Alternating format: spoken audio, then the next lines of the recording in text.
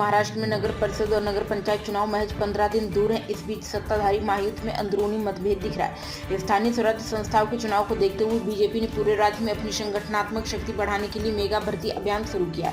इसमें बीजेपी ने ठाकरे गुट, शिंदे गुट, राष्ट्रवादी और कांग्रेस सभी दलों के नेताओं और कार्यकर्ताओं को शामिल करने की कोशिश शुरू कर दी है। इसी कारण शिंदे गुट बेहद नाराज है। इसी वजह से शिंदे गुट के मंत्रियों ने मंगलवार को मुंबई में हुई राज्य मंत्रिमंडल की बैठक का अघोषित बहिष्कार किया। बाहर से सब ठीक दिख रहा था, लेकिन अंदरूनी तौर पर बड़े मतभेद स्पष्ट हो गए। शिंदे गुट की नाराजगी के पीछे कई घटनाएं जिम्मेदार बताई जा रही हैं। नगर पालिका चुनाव के लिए नामांकन भरने की आखिरी तारीख खत्म हो चुकी है। राज्य की 246 नगर पालिकाओं और 42 नगर पंचायत चुनाव में कुछ जगह महायुति गठबंधन तो कुछ जगह घटक दल अकेले चुनाव लड़ते हुए दिखाई दे रहे हैं। कई महानगर पालिकाओं में बीजेपी ने शिवसेना शिंदे गुट के उम्मीदवारों को अपने पक्ष में शामिल कर उन्हें टिकट दिया। इसी कारण बीजेपी और शिंदे की शिवसेना के बीच राजनीतिक संघर्ष बढ़ गया है।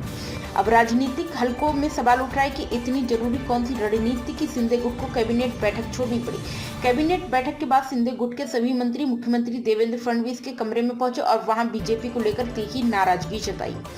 कुछ दिन पहले केंद्रीय गृह मंत्री अमित शाह ने कहा था कि महाराष्ट्र में अब बीजेपी को किसी कुबनी की जरूरत नहीं है। इस बयान और 100% बीजेपी रणनीति के संकेत के बाद से शिंदे की शिवसेना में भारी बेचैनी पैदा हो गई है।